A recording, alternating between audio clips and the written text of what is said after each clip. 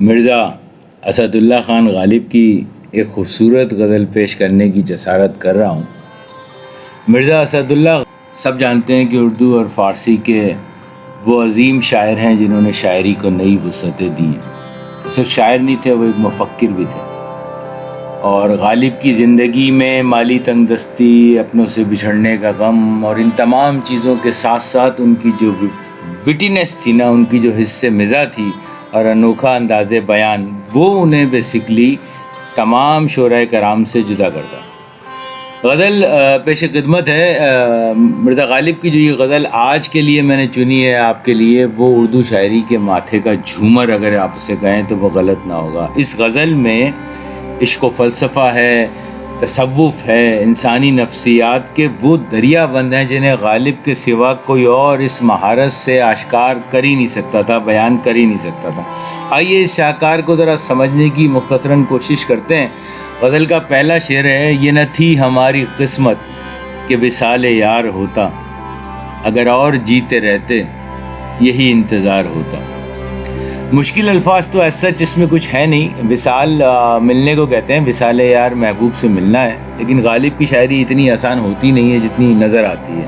تو بہرحال اس کی تشریح دیکھتے ہیں۔ غالب فرماتے ہیں، اب لفظی تشریح دیکھتے ہیں پہلے۔ غالب فرماتے ہیں کہ محبوب سے ملنا جو ہے نا، وہ میری تقدیر میں ہی نہیں تھا۔ یہ نہ تھی ہماری قسمت کہ وصال یار ہوتا، اگر میری زندگی لمبی بھی ہو جاتی، اگر اور جیتے رہتے تو بھی کچھ بدلنے والا نہیں تھا، یہی انتظار ہوتا۔ یعنی ہم انتظار کی سولی پہ لٹکے ہی رہتے۔ یہ بالکل ایسا ہی ہے نا کہ اسٹوڈنٹ سال بھر محنت کرے، آخر میں پیپر والے دن جب وہاں پہنچے بڑے مشکل سے، تو پتہ چلا کہ پیپر تو کینسل ہو گیا۔ تو وہ کہے یار اگر مجھے اور بھی تیاری کا وقت مل جاتا تو پیپر ہی جب آخر میں کینسل ہونا تھا تو کوئی فائدہ تو تھا نہیں۔ تو غالب اصل میں یہاں پہ فیٹلزم کا سہارا لے کے، تقدیر پرستی کا سہارا لے کر اپنی ناکامی کو بیان کر رہے ہیں۔ اور جو مختلف شارحین ہیں وہ بھی یہ بھی بتاتے ہیں کہ یہاں پہ جو وصال کا لفظ ہے نا، وہ صرف محبوب سے ملنے کے معنوں میں نہیں ہے، بلکہ کسی بھی بڑے مقصد کا حصول بھی ہے۔ وصال کا مقصد یعنی کوئی بھی ویژن آدمی نے اگر بنایا ہے اور وہ پورا نہیں ہو رہا ہے، اور وہ سوچتا ہے کہ اب میری موت آ چکی ہے اور وہ ویژن پورا نہیں ہو رہا ہے، تو وہ پھر یہ سوچتا ہے کہ یہ میری قسمت میں ہی نہیں تھا۔ یعنی غالب یہ فرما رہے ہیں کہ موت نے ہمیں اس لیے آ لیا کہ ہماری قسمت میں کامیابی نہیں تھی۔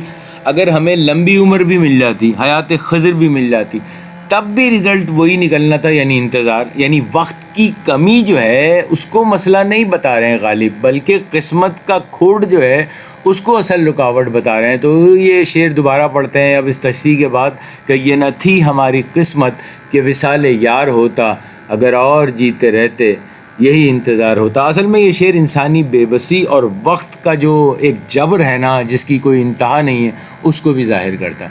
اگلا شعر دیکھتے ہیں۔ تیرے وعدے پر جیے ہم تو یہ جان جھوٹ جانا، تیرے وعدے پر جیے ہم تو یہ جان جھوٹ جانا، کہ خوشی سے مر نہ جاتے اگر اعتبار ہوتا۔ اب اس میں بھی مشکل الفاظ دیکھیے بالکل بھی نہیں ہے۔ وعدہ آپ جانتے ہیں کمٹمنٹ کو کہتے ہیں، جیے مطلب جیسے لائف گزاری، اور جھوٹ جانا مطلب اس پہ بھروسہ نہیں ہوا، اس کو سمجھا کہ یہ جھوٹ ہی ہے۔ خوشی سے مرنا جاتے اصل میں محاوراتی زبان ہے، خوشی سے مرنا جاتے کا مطلب یہ کہ بہت زیادہ خوش نہ ہو جاتے، اعتبار ہوتا، ٹرسٹ ہوتا، بھروسہ ہوتا۔ تشریح دیکھتے ہیں اس کی۔ غالب فرما رہے ہیں، بڑی مزے کی بات ہے، کہتے ہیں کہ اے محبوب میں تیرے وعدے پر زندہ تو ہوں، تیرے وعدے پر جیے ہم تو یہ جان جھوٹ جانا، لیکن اس کا یہ مطلب نہیں ہے کہ مجھے ٹرسٹ بھی ہے اس وعدے پہ، زندہ ہوں اس وعدے پہ لیکن ٹرسٹ نہیں ہے اس وعدے پہ۔ اگر مجھے سچ میں یقین ہوتا کہ تو وعدہ پورا کرے گا تو میں اس خوشی میں مر نہیں جاتا، خوشی سے یعنی مر نہیں جاتا، خوشی سے میرا ہارٹ فیل نہیں ہو جاتا، دل اتنی زور سے نہیں دھڑکتا کہ میری سانس اکھڑ جاتی۔ تیرے وعدے پر جیے ہم، اگر تیرے وعدے پر جیے، تیرے وعدے کا اعتبار لا کے ہم رات بھر کھڑے رہے یہاں پہ، تو اس کا مطلب یہ نہیں ہے کہ ہمیں پتہ نہیں تھا کہ تو آئے گا نہیں، ہمیں پتہ تھا کہ تو نہیں آئے گا، لیکن اس کے باوجود ہم اس لیے کھڑے رہے کہ خود کا جو ٹرسٹ ہے نا، اس کی بات کر رہے ہیں غالب۔ یعنی جیسے کوئی ہمارے ہاں اگر آپ جدید اس میں مثال دوں تو جب کوئی سیاستدان بڑا وعدہ کرے اور عوام ہنس کر کہے کہ ہمیں پتہ نہیں ہے کہ آپ نہیں کریں گے، تو اسی لیے تو ہم سکون میں، ورنہ تو ہمیں خوشی سے ہارٹ اٹیک ہی ہو جانا تھا کہ آپ یہ کہہ رہے ہیں کہ یہ ساری سڑکیں بن جائیں گی, ہمارے نلوں میں پانی آنے لگے گا, بجلی نہیں جائے گی, تو یہ سب چیزیں کیا ہیں؟ یہ ساری چیزیں وہی ہیں. تو غالب نے 150 سال پہلے وہی بات دوسرے انداز میں کہہ دی, دوسرے پیرائے میں کہہ دی کہ تیرے وعدے پر جیے ہم تو یہ جان جھوٹ جانا کہ خوشی سے مرنا جاتے اگر اعتبار ہوتا. غالب کے, یہ میں آپ کو ایک اور چیز بھی بتاؤں اس شعر کی, یہ غالب کے جو طنزیہ اسلوب ہے نا اس کا بہترین نمونہ بھی ہے شعر. یعنی وہ محبوب سے کہہ رہے ہیں کہ اگر میں زندہ ہوں تو اسے میری وفاداری نہ سمجھو, بلکہ یہ تو اس بات کا پروف ہے, اس بات کی دلیل ہے کہ مجھے تمہارے وعدے پہ یقین ہی نہیں تھا. اگر مجھے ذرہ برابر بھی یقین ہوتا کہ تم وعدہ پورا کرو گے تو میں اس خوشی کی شدت سے اسی وقت مر جاتا. تو آج اگر میں زندہ ہوں تو یہ تمہارے جھوٹے ہونے کی سب سے بڑی گواہی ہے, کیونکہ یہاں پہ جو ایک پہلو ہے بڑا زبردست, خوشی سے مرنا, وہ ایک نفسیاتی حقیقت ہے کہ شدید جذبات خواہ و غم ہو یا خوشی ہو انسان کو ہلاک بھی کر سکتے. اگلا شعر دیکھتے ہیں.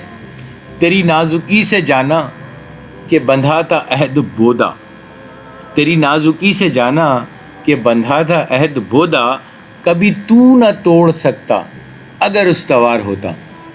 مشکل الفاظ اس میں. عہد بودا, بودا آپ سمجھتے ہیں کمزور کو کہتے ہیں, عہد وعدے کو کہتے ہیں. عہد بودا یعنی کہ کمزور وعدہ, اور استوار کرنا مضبوط کرنے کو کہتے ہیں, اسٹرکچرڈ کرنے کو بھی کہہ سکتے ہیں آپ اسے. اب غالب اس شعر میں کیا فرما رہے ہیں؟ تیری نازکی سے جانا, تیری نزاکت دیکھ کر ہی میں سمجھ گیا تھا کہ بندھا تھا عہد بودا, کہ تیرا کیا ہوا وعدہ کتنا کمزور ہے. یعنی جب آدمی کی اٹ سیلف جو ہیبٹس ہیں اس میں نزاکت چھلک رہی ہو تو غالب اس پہ تنزیہ طور پہ یہ کہتے ہیں کہ بیک اینڈ پہ پھر یہ بھی پاسبلٹی ہے کہ اس کا کمٹمنٹ بھی اتنا ہی جو ہے نا انسٹرکچرڈ ہو, اتنا ہی کمزور ہو. تیری نازکی سے جانا کہ بندھا تھا عہد بودا, اگر وہ وعدہ مضبوط ہوتا تو تو اسے کبھی توڑ نہ پاتا, کیونکہ اسے توڑنے کے لیے بھی تو طاقت چاہیے ہوتی ہے جو تیرے پاس ہے نہیں, جو تیری نازکی سے پتہ چل رہا ہے کہ تیرے پاس طاقت کی کمی ہے. تو غالب یہ فرما رہے ہیں کہ محبوب کی جسمانی نزاکت کو ایکچولی وہ اس کی اخلاقی کمزوری یعنی وعدہ خلافی سے جوڑ رہے ہیں, اور کہہ رہے ہیں کہ تم اتنے نازک ہو کہ تم سے ایک مضبوط وعدہ نبھایا ہی نہیں جا سکتا تھا. عہد استوار جسے کہتے ہیں مضبوط وعدہ, وہ نبھایا ہی نہیں جا سکتا تھا, تو تم نے وعدہ توڑ دیا کیونکہ تم میں اسے سسٹین کرنے کی سکت نہیں تھی, برقرار رکھنے کی ہمت نہیں تھی. گویا وعدہ توڑنا تمہاری مجبوری تھی, ارادہ نہیں. ایکچولی اس شعر میں جو اصل پہلو ہے وہ غالب حسن کی نزاکت اور بے وفائی کے درمیان ایک شاعرانہ ریلیشن قائم کر رہے ہیں, بڑا زبردست. دوبارہ پڑھتے ہیں اس تشریح کے بعد اس شعر کو کہ تیری نازکی سے جانا کہ بندھا تھا عہد بودا, کبھی تو نہ توڑ سکتا اگر استوار ہوتا. اگلا شعر دیکھتے ہیں, اور ون آف مائی فیوریٹ شعر میں سے ہے غالب کے کہ کوئی میرے دل سے پوچھے تیرے تیر نیم کش کو, کوئی میرے دل سے پوچھے تیرے تیر نیم کش کو, یہ خلش کہاں سے ہوتی جو جگر کے پار ہوتا. مشکل الفاظ تو اس میں تیر نیم کش, نیم آپ جانتے ہیں آدھا, کش کھینچا ہوا, تیر آپ جانتے ہیں ایرو کو کہتے ہیں, اور خلش جو ہے وہ چبھن کو کہتے ہیں. تو کوئی میرے دل سے پوچھے, somebody ask me, وہ تیر جو جسم کے پار ہو جائے وہ درد دے کر ختم ہو جاتا ہے. یہ جنرل بات کہہ رہا ہوں میں آپ سے. لیکن جو تیر دل میں آدھا پیوست ہو کر رہ جائے, گولی ابھی ٹانگ میں لگی ہوئی ہے تو وہ بہت زیادہ تکلیف دے گی. اگر گولی نکال لی گئی, تیر نکال دیا گیا تو وہ کم تکلیف دے گا, پھر وہ زخم بھرنے کی طرف جائے گا. تو جو لگا ہوا تیر ہے وہ مسلسل تڑپاتا رہے گا. کوئی میرے دل سے پوچھے تیرے تیر نیم کش کو, آدھا کھچا ہوا تیر, آدھا لگا ہوا تیر. غالب فرما رہے ہیں کہ تیرے جو ادھوری توجہ ہے, تیری جو اگنورنس ہے, ادھورے التفات جسے ہم شاعری کی زبان میں کہتے ہیں, اس نے مجھے جس کرب میں رکھا ہے, جس پین سے میں گزر رہا ہوں, وہ مکمل بے رخی سے زیادہ تکلیف دہ ہے. یعنی اگر آپ اگنور کر دیں کسی کو تو آپ سمجھیں کہ وہ آپ نے اسے تکلیف کم کر دی اس کی, لیکن اگر آپ یہ اسے اگنور بھی نہیں کر رہے ہیں اور ادھوری التفات جسے ہم کہتے ہیں, وہ غالب ایک بیچ کی سچویشن کو بیان کر رہے ہیں جس میں وہ فرما رہے ہیں کہ تیر ابھی آدھا اندر گھسا ہوا ہے, تو تکلیف جب تک وہ نکل نہیں جائے گا وہ تیر نکلے گا نہیں, درد کم نہیں ہوگا. تو اس کی تشریح بیسیکلی یہ ہے کہ تیر نیم کش وہ تیر ہے جو پوری قوت سے نہ چلا گیا اور جسم کے اندر ہی رہ جائے. تو غالب یہ فرما رہے ہیں کہ وہ دکھ جو مکمل ہے، جیسے موت ہے ایک مکمل دکھ ہے، مکمل جدائی ہے، وہ ایک بار تڑپا کے ختم کر دیتا ہے. لیکن جو دکھ ادھورا ہو، جیسے کوئی امید ہو، کسی کا بیٹا گم گیا ہو، اس کو مرنے کی خبر مل جائے اس کے، تو شاید وہ اس کو صبر آ جائے گا. لیکن اگر اس کو مرنے کی خبر نہیں ملے گی تو وہ جو امید ہے، وہ جو یاس کے درمیان لٹکتی ہوئی کیفیت ہے، وہ مسلسل چبھن اور خلش پیدا کرتی ہے. تو غالب اپنے محبوب سے یہ بھی کہہ رہے ہیں کہ اگر تیرا ظلم مکمل ہو جاتا، اگر اس عشق کی تکمیل ہو جاتی تو وہ زیادہ بہتر ہو جاتا. لیکن تیری ادھوری توجہ جو اگنورنس ہے، اس نے مجھے کنٹینیوسلی پین میں مبتلا کر دیا. تو پہلو جو اس شعر سے نکلتا ہے وہ یہ نکلتا ہے کہ نیم دلی سے کی گئی محبت جو ہے وہ دشمنی سے زیادہ تکلیف دہ. دوبارہ پڑھتے ہیں اس شعر کو کہ کوئی میرے دل سے پوچھے تیرے تیر نیم کش کو، یہ خلش کہاں سے ہوتی جو جگر کے پار ہوتا. اگلا شعر دیکھتے ہیں. یہ بھی ایک بڑا خوبصورت شعر ہے. یہ کہاں کی دوستی ہے کہ بنے ہیں دوست نا سے، کوئی چارہ ساز ہوتا کوئی غم گسار ہوتا. چارہ ساز نا سے تو آپ کو پتہ ہے نصیحت کرنے والے کو کہتے ہیں، اور چارہ ساز مطلب علاج کرنے والا، اور غم گسار یعنی غم کو بانٹنے والا. تو یہ تین تھوڑے سے مشکل الفاظ کہہ لیں اس میں ہیں. تو یہ کہاں کی دوستی ہے؟ غالب فرما کہہ رہے ہیں اس شعر میں، یہ بڑے مزے کی بات ہے. غالب فرما رہے ہیں کہ شکوہ کر رہے ہیں ایکچولی کہ میرے دوست میری تکلیف کم کرنے کے بجائے کر رہے ہیں، مجھے نصیحتیں کر رہے ہیں. اور دوستی کا حق تو یہ تھا کہ بھائی وہ میرے زخموں کا مرہم بنتے، نہ کہ لیکچر دیتے ہیں. تو غالب سماجی جو منافقت ہے سوسائٹی کی، اس پہ چوٹ کر رہے ہیں، اس پہ طنز کر رہے ہیں کہ انسان تکلیف میں ہے تو اسے ہمدردی کی ضرورت ہے، بیسیکلی اسے مشورے کی ضرورت نہیں ہے، لیکن دوست مشورہ دے رہے ہیں. تو غالب شکوہ کر رہے ہیں کہ میرے دوست مدد کرنے کے بجائے وہ ریفارمرز بن گئے اور مجھے نصیحت کر رہے ہیں. تو سچا دوست، غالب اس شعر میں بڑی کھلے طریقے سے ایک میسج کنوے کر رہے ہیں کہ ایک سچا دوست تو وہ ہے جو درد بانٹنے کی کوئی ترکیب پیدا کرے، کوئی درد کا علاج، کوئی چارہ سازی کی دلیل کرے، یا کہ نہ کہ بیٹھ کے عقل سکھانا شروع کرے. تو ڈپریشن کے جیسے مریض کو نہیں کہتے ہم دردی دینے کے بجائے کہ بھائی نماز پڑھا کرو، تم باہر گھوما کرو، تم یہ کیا کرو. تو یہ وہی ناصحانہ رویہ ہے بیسیکلی جس کا غالب کو اپنے دوستوں سے ہمیشہ شکوہ رہا ہے کہ یار میری جو ہے نا وہ مدد کرو، اس سینس میں کہ مجھے بتاؤ کہ تکلیف کیسے کم ہوگی، نہ کہ مجھے مشورے دے رہے ہو جو کہ ہر دوسرا آدمی مشورے دینے میں ماہر ہوتا ہے. تو وہ شکوہ سوسائٹی کی جو منافقت ہے اس طرف غالب توجہ دے رہے ہیں. اور آپ دیکھیں کہ آج 150 سال بعد بھی ہمیں سیم سوسائٹی اور سیم نارمس نظر آتے ہیں. یہ کہاں کی دوستی ہے کہ بنے ہیں دوست نا سے، کوئی چارہ ساز ہوتا کوئی غم گسار ہوتا. اگلا شعر دیکھتے ہیں. رگ سنگ سے ٹپکتا وہ لہو کہ پھر نہ تھمتا، رگ سنگ سے ٹپکتا وہ لہو کہ پھر نہ تھمتا، جسے غم سمجھ رہے ہو یہ اگر شرار ہوتا. رگ سنگ پتھر کی رگ کو کہتے ہیں لفظی معنی میں تو، اور شرار کہتے ہیں چنگاری کو، آگ کو بھی کہتے ہیں بعض جگہ پہ. تو غالب فرما رہے ہیں کہ غم کی شدت اتنی ہے کہ اگر میرا یہ غم محض ایک چنگاری بھی ہوتا تو پتھروں سے بھی خون بہنے لگتا. شدت کو بیان کرنے کے لیے بتا رہے ہیں، یعنی میرا غم مادی دنیا کی برداشت سے باہر ہے. غالب ایکچولی اپنے غم کی ماہیت کو، نیچر جو ہے نا وہ جیسے ایٹم کی نیچر ہوتی ہے نا، نیوٹران پروٹون، اگر کسی نے پڑھا ہو تو غالب اپنے غم کی ماہیت کو بیان کر رہے ہیں. وہ کہتے ہیں کہ لوگ میرے غم کو ایک معمولی جذباتی کیفیت سمجھتے ہیں، لیکن ایسا ہے نہیں. اگر میرا غم کو چنگاری کے برابر ہوتا نا تو اس چنگاری میں بھی اتنی تپش ہوتی کہ پتھروں کے اندر کی رگیں پگھل جاتی، یعنی کہ پتھر پگھل جاتے، یعنی کہ ان سے خون بہنے لگتا. تو وہ مہارتی طور پہ کہہ رہے ہیں کہ میرا غم مادی اشیاء کو بھی پگھلانے کی طاقت رکھتا. ایکچولی اس میں اس شعر میں تھوڑا مبالغہ آرائی سے کام لے کے غالب نے غم کی جو آفاقی شدت ہے نا اس کو بیان کیا ہے کہ رگ سنگ سے ٹپکتا وہ لہو کہ پھر نہ تھمتا، جسے غم سمجھ رہے ہو یہ اگر شرار ہوتا. یعنی جسے تم چھوٹا سا غم سمجھ رہے ہو، جسے ایک چنگاری کے برابر سمجھ رہے ہو، اگر یہ چنگاری کے برابر ہوتا تو اس چنگاری میں بھی اتنی طاقت ہوتی کہ پتھروں کو پگھلا کے رکھ دیتا. اگلا شعر دیکھتے ہیں کہ غم اگرچہ جاں گسل ہے پا بچیں کہاں کہ دل ہے. غم اگرچہ جاں گسل ہے پا بچیں کہاں کہ دل ہے، غم عشق گر نہ ہوتا غم روزگار ہوتا. تو جاں گسل تو جاں لیوا کو کہتے ہیں، جان لیوا کو کہتے ہیں، اور غم روزگار آپ جانتے ہیں کہ دنیا کے جو کام وغیرہ، جاب، دھندے، ان کا جو غم ہے اس کی بات ہو رہی ہے، غم روزگار کی بات ہو رہی ہے. تو فرما رہے ہیں کہ غم جان لیوا ضرور ہے اور انسان اس سے نہیں بچ سکتا. اور یہ بھی فرما رہے ہیں کہ دل میں اگر عشق کا غم نہ ہوتا نا تو روٹی روزی اور دنیا کے دیگر غموں نے دل کو گھیر لینا تھا، اس کے علاوہ جگہ ہی نہیں ہوتی کسی چیز کی.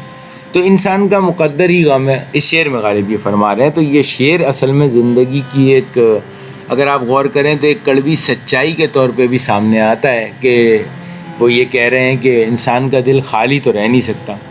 تو یعنی کہ غم جان لیوا تو ضرور ہے، جان گسل تو ضرور ہے، لیکن یہ ناگزیر ہے. لیکن کیونکہ یہ ہونا ہی ہے، ہر ایک کے نصیب میں غم تو آنے. غم اگرچہ جان گسل ہے پا بچیں کہاں کہ دل ہے. کہ جب دل ہے تو اس کے اندر کچھ نہ کچھ تو سوچانی ہی ہے نا. تو وہ کہہ رہے ہیں کہ غم اگرچہ اچھی چیز نہیں ہے لیکن یہ پھر بھی دل میں جگہ پا لیتا ہے. اگر ہم عشق کی ناکامی کا غم نہ پالتے، اب فرما رہے ہیں اگلے شعر میں کہ غم عشق گر نہ ہوتا، اگر ہم نے عشق کا غم نہ لے لیا ہوتا تو ہم بھی کسی روٹی، کپڑا، مکان، دھندا، اس طرح کی دیگر پریشانیاں ہمیں بھی گھیر لیتی. تو غم بدل سکتا ہے. غالب اس شعر میں یہ فرما رہے ہیں کہ غم کا آلٹرنیٹ تو ڈھونڈا جا سکتا ہے، اسے ایلیمنیٹ نہیں کیا جا سکتا. غم اگرچہ جاں گسل ہے پا بچیں کہاں کہ دل ہے، غم عشق گر نہ ہوتا غم روزگار ہوتا. تو اس شعر میں جو ہے نا بڑا زبردست طریقے سے جو وجودیت کا جو جسے ہم ایگزسٹینلزم کہتے ہیں، اس کا تصور جو ہے اس کو بیان کیا بڑا اچھا طریقے سے غالب نے اس شعر میں. بہرحال اگلا شعر دیکھتے ہیں. کہوں کس سے میں کہ کیا ہے، شب غم بری بلا ہے. کہوں کس سے میں کہ کیا ہے، شب غم بری بلا ہے. مجھے کیا برا تھا مرنا اگر ایک بار ہوتا. مجھے کیا برا تھا مرنا. غم کی رات کاٹنا غالب فرما رہے ہیں موت سے بدتر. کہتے ہیں کہ موت تو ایک بار آ رہی ہے اور قصہ ختم، لیکن یہ جو غم کی زندگی ہے، جو اس سے پہلے بھی ایک شعر میں بات کر رہا تھا کہ یہ خلش کہاں سے ہوتی جو جگر کے پار ہوتا. تو وہی بات غالب یہاں دوبارہ دوسرے طریقے سے کہہ رہے ہیں کہ غم کی زندگی ہر لمحہ مارتی ہے. یہاں غالب مرنے اور موت کے فرق کو واضح کر رہے ہیں. یعنی مرنا اور موت. مرنا کیا ہے؟ وہ کہتے ہیں کہ شب ہجر میں، جدائی کی رات میں انسان ہر لمحہ مرتا ہے. موت نہیں آتی اسے، ہر لمحہ مرتا ہے. تو وہ کہتے ہیں کہ ایک بار کی موت تو بری نہیں ہے، لیکن یہ جو میں ہر پل غم کی وجہ سے مر رہا ہوں، اصل جو بلا ہے، اصل جو پرابلم ہے وہ یہ ہے. تو غالب زندگی کی تلخیوں میں فرما رہے ہیں کہ موت جو ہے نا وہ جینے سے کبھی کبھی آسان لگنے لگتی ہے. کہوں کس سے میں کہ کیا ہے، شب غم بری بلا ہے. کس سے میں کیا کہہ سکتا ہوں کہ جو غموں کی رات ہے وہ کتنی بری ہے. اتنی بری کہ مجھے کیا برا تھا مرنا اگر ایک بار ہوتا. یعنی اس رات میں چونکہ کئی بار مرتا ہوں تو اس سے بہتر تو مجھے موت لگتی ہے. زندگی کی تلخیوں میں موت جینے سے آسان فیل ہوتی ہے. اگلا شعر دیکھتے ہیں. ہوئے مر کے ہم جو رسوا، ہوئے کیوں نہ غر کے دریا. ہوئے مر کے ہم جو رسوا، ہوئے کیوں نہ غر کے دریا. نہ کبھی جنازہ اٹھتا نہ کہیں مزار ہوتا. غالب اپنی رسوائی سے اتنے تنگ ہیں کہ فرما رہے ہیں کہ کاش میں دریا میں ڈوب کے مرتا. تو دریا میں ڈوب کے مرنے کا فائدہ کیا ہوتا؟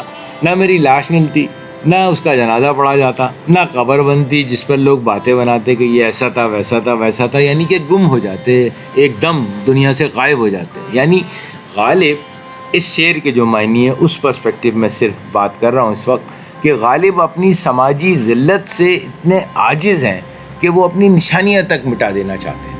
وہ فرما رہے ہیں کہ مرنے کے بعد بھی میری رسوائی ختم نہیں ہوگی. یعنی لوگوں کی باتیں ہوں گی، قرض داروں کے تقاضے ہوں گے اور میری نسلوں کو وہ چیزیں جھیلنا پڑیں گی. تو کاش میں دریا میں ڈوب جاتا کہ نہ میری لاش ملتی، نہ جنازہ اٹھتا، نہ قبر بنتی. یعنی کہ جب وجود ہی نہیں رہتا تو کچھ عرصے میں لوگ مجھے بھول جاتے. ہوئے مر کے ہم جو رسوا، ہوئے کیوں نہ غر کے دریا. تو یعنی خود مٹانے کی جو خواہش ہے، یہ ایک خود کو مٹانے کی، وہ انتہائی مایوسی میں بدل جاتی ہے. تو اس پرسپیکٹیو سے یہ شعر غالب نے فرمایا. اگلا شعر دیکھتے ہیں. اسے کون دیکھ سکتا کہ یگانہ ہے وہ یکتا. جو دوئی کی بو بھی ہوتی تو کہیں دو چار ہوتا. یگانہ یکتا کو کہتے ہیں، مطلب یہ یکتا مطلب اکیلا، واحد کو کہتے ہیں. اور دوئی جو ہے نا وہ شریک ہونے کو بھی کہتے ہیں. ویسے ایک دوا کے دوئی کی بو ایک دوا کے طور پہ بھی لیا جاتا ہے کہ کوئی دوا کا نام بھی دوئی ہوتا ہے تو اس کی ایک خاص اسمیل ہوتی ہے تو جو چھپتی نہیں ہے، تو اس پرسپیکٹیو میں بھی کہا گیا یہ. تو بہرحال تشریح اس کی طرح میرا جو خیال ہے، ویسے تو مختلف ظاہر شارحین ہیں بہت بڑے بڑے، ہم تو طفل مکتب ہیں اور بس جتنی محدود نالج ہے اس پہ کوشش کرتے ہیں. بہرحال تو میرے خیال میں جو اس کی تشریح بنتی ہے کہ خدا ایک ہے اور اس کا کوئی ثانی نہیں ہے. اسے کون دیکھ سکتا کہ یگانہ ہے وہ یکتا. اگر کائنات میں اس جیسا، غالب یہ فرما رہے ہیں کہ اگر کائنات میں اس جیسا کوئی دوسرا ہوتا تو کہیں نہ کہیں تو نظر آ جاتا. تو اس کی وحدت ہی اس کے ہونے کی دلیل ہے. اچھا یہ خالص چونکہ میرے خیال ہے تصوف کا شعر ہے، تو غالب وحدت الوجود کے اصل میں قائل تھے. وہ کہتے ہیں کہ خدا کو انسانی آنکھ اس لیے نہیں دیکھ سکتی کیونکہ وہ واحد ہے، یونیک ہے. کسی چیز کو دیکھنے کے لیے اس کا مقابل یا دوسرا ہونا ضروری ہے. اگر آپ نے ایک چیز دیکھی نہیں، جیسے ہم کہتے ہیں نا کہ کبھی ہم نے کوئی ایک نئی چیز دیکھی تو نہ اس کا نام پتہ ہوگا، نہ اس کی ہیت پتہ ہوگی کہ وہ دکھنے میں کیسی ہوگی، وہ اسکوائر ہوگی، وہ ریکٹینگل ہوگی، وہ ہیت اس کی کیسی ہوگی. تو اس لیے وہ یہ کہتے ہیں کہ اس کی یونیکنیس بھی اتنی زبردست ہے خدا کی وحدانیت کی کہ اس جیسی چونکہ کوئی اور چیز نہیں ہے، اس لیے اس کے آس پاس ہونے کے باوجود بھی انسانی آنکھ اس کو نہیں دیکھ سکتی. تو چونکہ کائنات میں اس کے سوا کوئی ہے ہی نہیں، لا الہ الا اللہ، اس لیے کوئی دوسرا موجود نہیں ہے جو اسے دیکھ سکے یا جس سے اس کا موازنہ کیا جا سکے. تو اس شعر میں میرے خیال میں 100% غالب نے خدا کی ایک طرف تو وحدانیت کی بات کی ہے اور دوسری طرف انسانی جو عقل و شعور ہے، انسانی جو ادراک ہے، اس کی محدودیت کی بات کی ہے کہ وہ خدا کی وحدانیت اور خدا کے وجود کے سامنے کس قدر مختصر ہے. اسے کون دیکھ سکتا کہ یگانہ ہے وہ یکتا، جو دوئی کی بو بھی ہوتی تو کہیں دو چار ہوتا. اگلا شعر دیکھتے ہیں جو کہ مقطع بھی ہے اس خوبصورت غزل کا.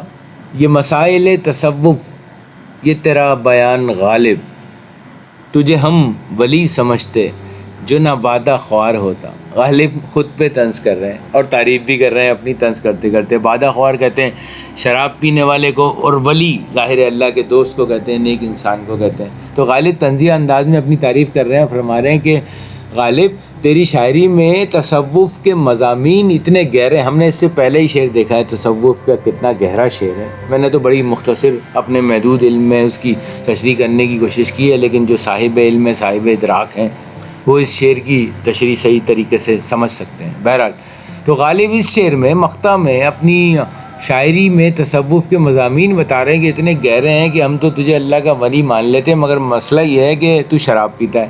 اب ولی تو شراب نہیں پیتے نا. تو غالب اپنی تعریف بھی کر رہے ہیں اور اپنی خامی کے ذریعے بتا رہے ہیں کہ اگر یہ نہ ہوتا تو یہ ہوتا. کمال کی خود پسندی غالب نے اور خود احتسابی دونوں ایک ساتھ دکھائی ہیں. جیسے اس سے پہلے شعر میں جو میں آپ سے بتا رہا تھا کہ خدا کی وحدانیت اور اس کے سامنے انسان کی عقل کی جو لمیٹیشن ہے وہ دکھائی تھی، تو مقطع میں غالب نے کمال کی خود پسندی بھی دکھائی اور خود احتسابی بھی دکھائی، سیلف اکاؤنٹیبلٹی جسے کہتے ہیں.